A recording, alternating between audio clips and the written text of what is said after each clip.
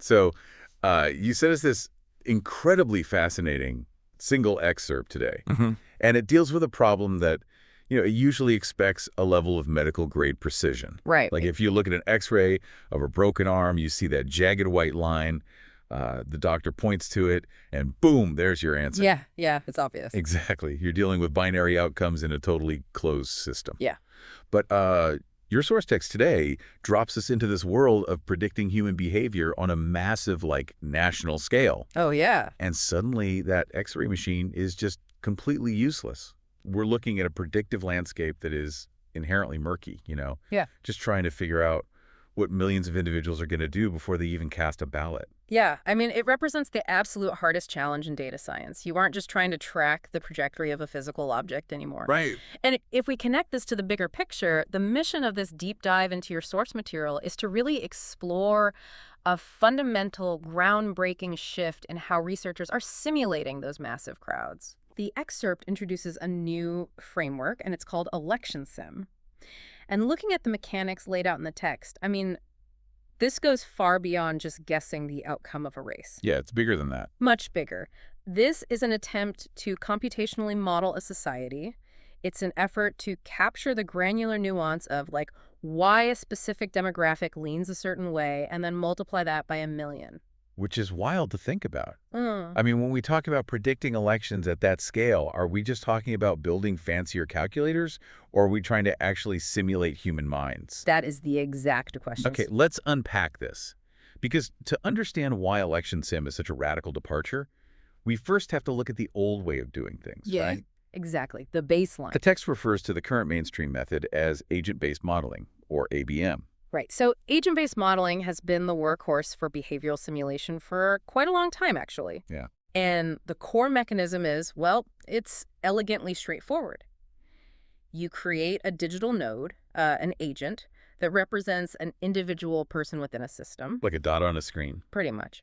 And you then program that agent with a set of simple mathematical functions, basic conditional logic. The classic, if A happens, do B. Exactly. You set up those conditional rules for the individual.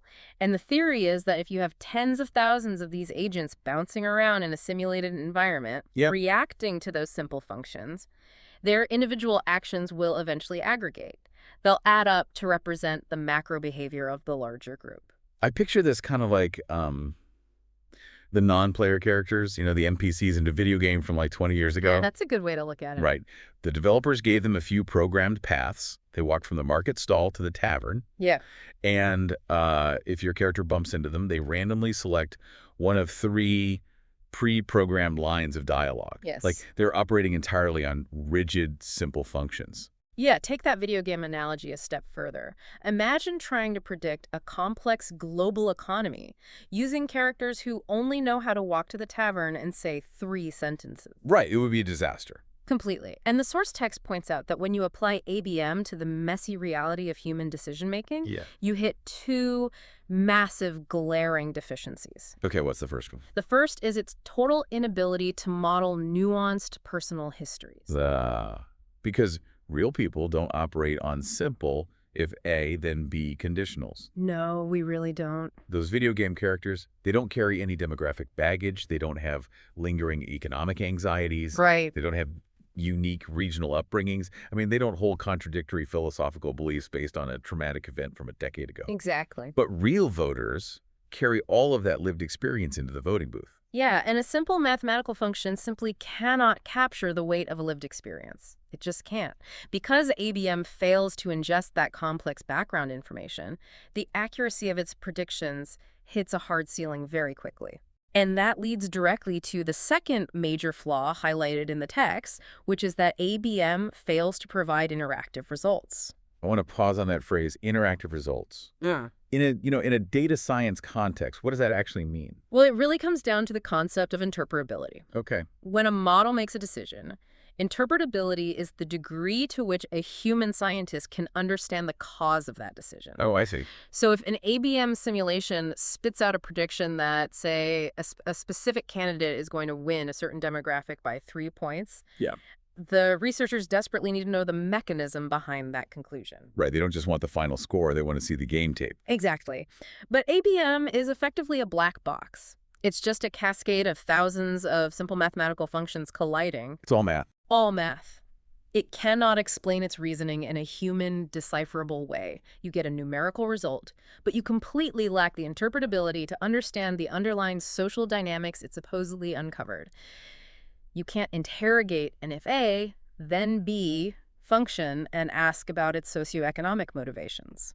Right. Wait, but I have to push back here. Sure, go ahead. If ABM was the mainstream, like gold standard method for so long, it must have been useful for something. Oh, absolutely. Right? Data scientists wouldn't just use a broken tool for decades. So why do we suddenly hit a wall with it now? That's a fair point. It was and still is incredibly useful for constrained systems. Okay, like what? Like if you want to model traffic flow through a new intersection, or the basic spread of a virus in a closed population, Right. or even high-frequency stock trading algorithms. ABM is fantastic for that. Those are situations where human choices are limited by physical reality or highly rigid rules. Yeah, cars can only go so fast and follow so closely. Exactly. But the text makes a clear distinction.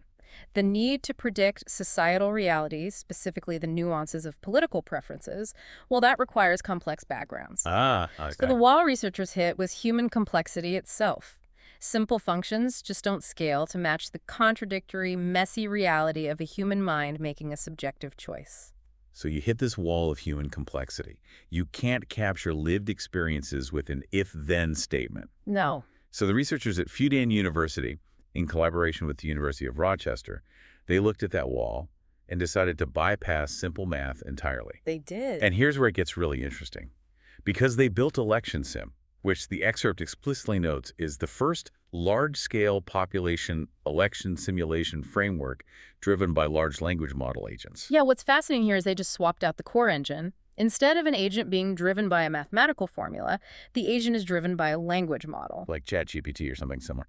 Exactly. They are taking the core strength of LLMs, their ability to process, synthesize, and generate highly contextualized text, Right. and applying it to the individual nodes in the simulation.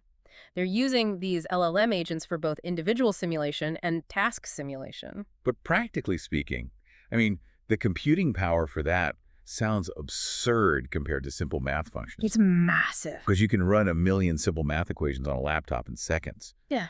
But instantiating an LLM for every single simulated person, how did they justify abandoning the efficiency of ABM just to get some backstories into the model? Yeah, it requires a monumental leap in computational resources.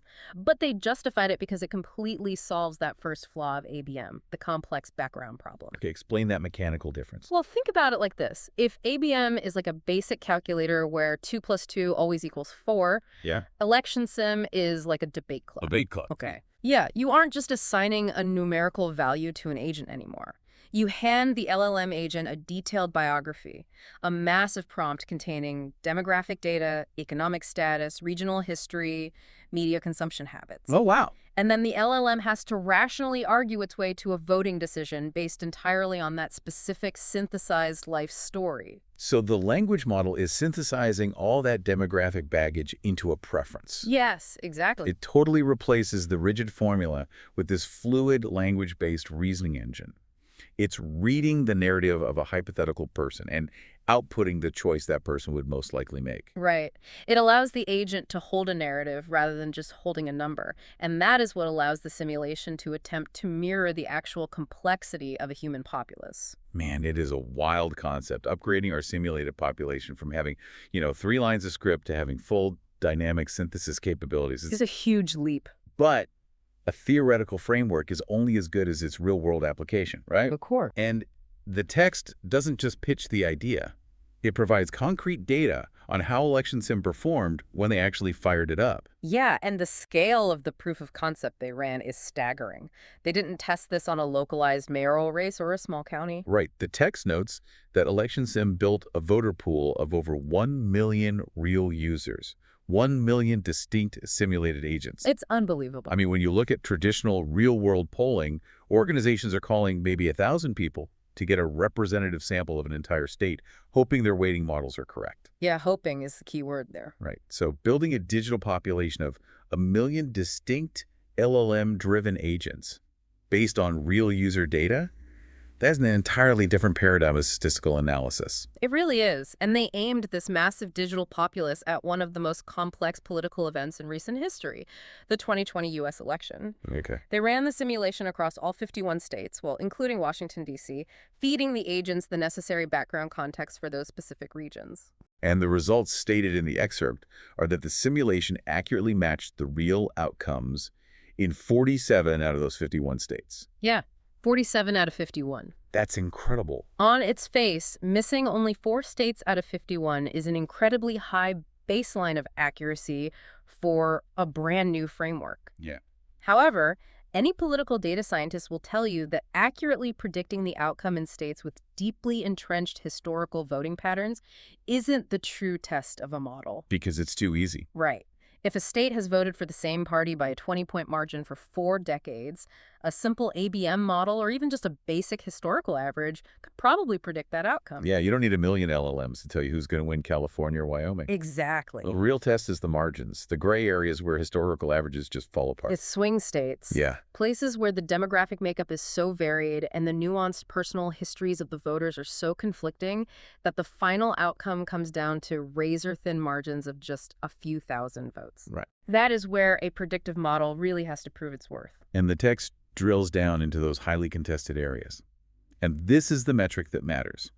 ElectionSim successfully predicted the outcomes in 12 out of 15 swing states. Yeah, that 12 out of 15 number is the true indicator of the framework's capability. It's huge.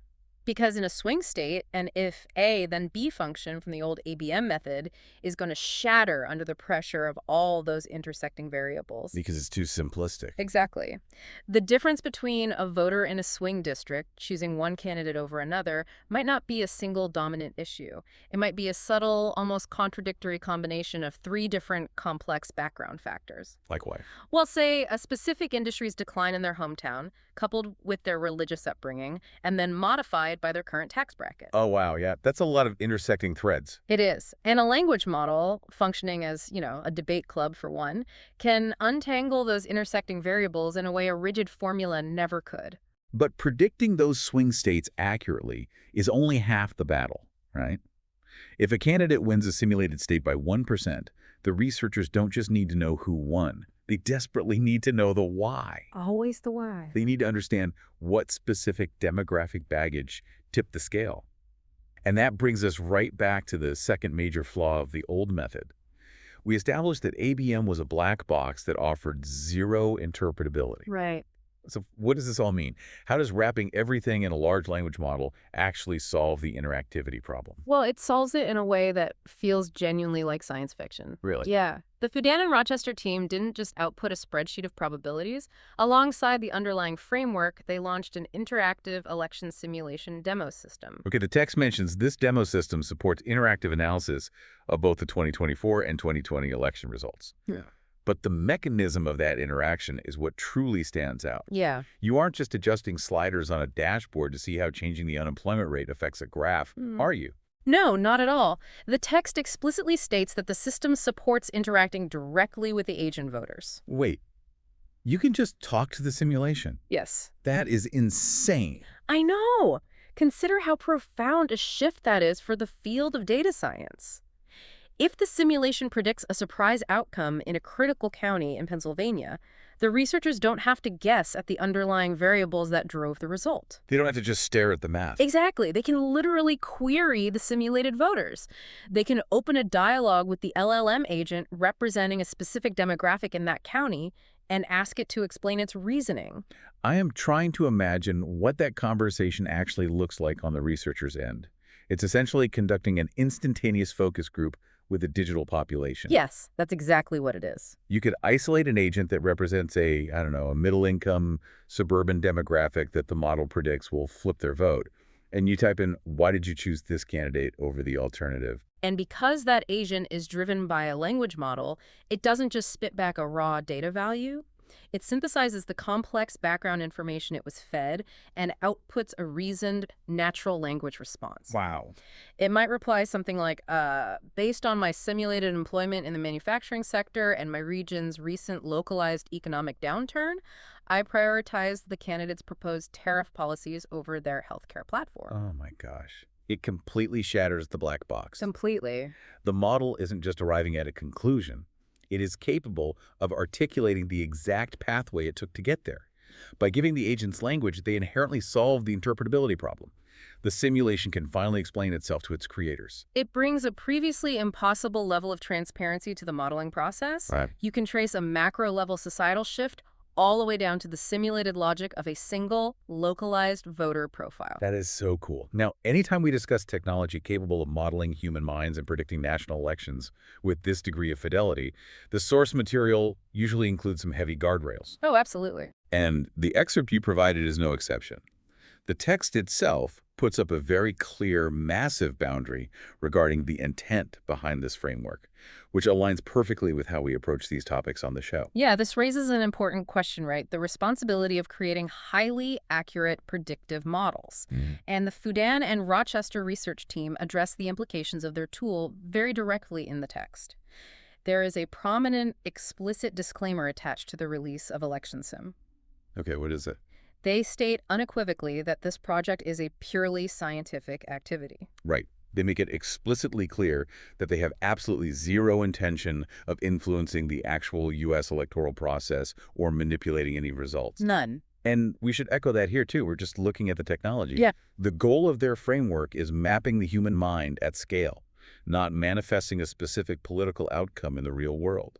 Exactly. The text also stresses that the predictions and the simulated viewpoints generated by these millions of agents are for informational reference only. They do not represent the political stances of the authors, the research team, or the universities involved. Right. Furthermore, they note that these predictions are not definitive guarantees of reality. Yeah, it's an interesting acknowledgement of the observer effect in data science.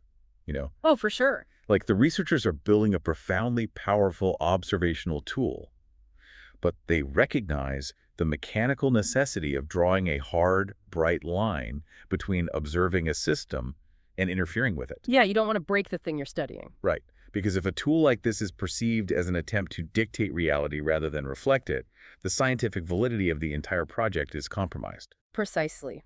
By releasing this as an interactive demo strictly for scientific inquiry, complete with those heavy disclaimers, they are attempting to keep the focus entirely on the architectural capability of the LLM agents. A tech itself. Yes. The victory for the researchers isn't who wins the simulated election. The victory is proving that a language-based reasoning engine can successfully untangle intersecting human variables better than an old mathematical formula. It is a fascinating boundary to navigate as the technology gets exponentially more accurate. It really is. Let's pull all of these threads together because the sheer scale of what this text outlines is a lot to process. No, it's a lot, yeah. We started by looking at the old guard, agent-based modeling. We saw how relying on simple if A, then B functions to simulate human beings resulted in a rigid system. It couldn't handle the lived experiences of real people, and it couldn't explain its own answers. Then we explored the paradigm shift introduced by the Fudan and Rochester teams.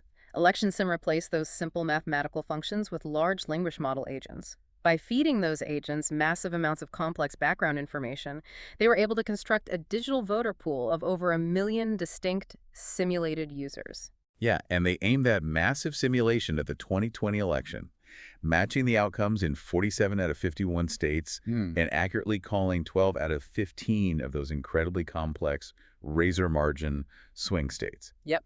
And perhaps most importantly, they shattered the black box. They allowed researchers to literally converse with the simulated agents to understand the why behind the shifting data. It represents a phenomenal leap in how we approach the computational simulation of our own society, and it fundamentally changes how we should look at predictive data moving forward. Yeah, how so? Well, when we see a macro-level prediction now, the first question shouldn't just be about the sample size. The question is, what kind of engine is driving the prediction? Right. Is it a simple function that ignores nuance? Or is it a framework attempting to genuinely capture the messy, contradictory complexity of human backgrounds? Exactly. Understanding the architecture of the tools analyzing us is crucial to understanding the accuracy of the reality they present to us. It fundamentally changes the lens through which we view predictive science. And honestly, unpacking this source material leaves me with a thought I haven't been able to shake since we started analyzing ElectionSim's methodology. Oh yeah. What's that? Well, we look at this framework, And we marvel at how a digital architecture can so accurately simulate our behaviors simply by feeding LLM agents a heavy diet of our demographic baggage and lived experiences. Right, yeah. We treat it as a technological triumph. But if the language model can accurately predict what we are going to do just by processing where we come from, what we earn, and what we've experienced. Oh, I see where you're going. Yeah. What does that imply about the uniqueness of our own decision-making? Like, are our social and political preferences truly the independent choices we believe them to be, or are they simply the inevitable, predictable outputs of our complex backgrounds, just waiting to be calculated by a sophisticated enough reasoning engine? Wow. That is definitely something to think about as these tools get sharper. It really is Yeah. something to think about.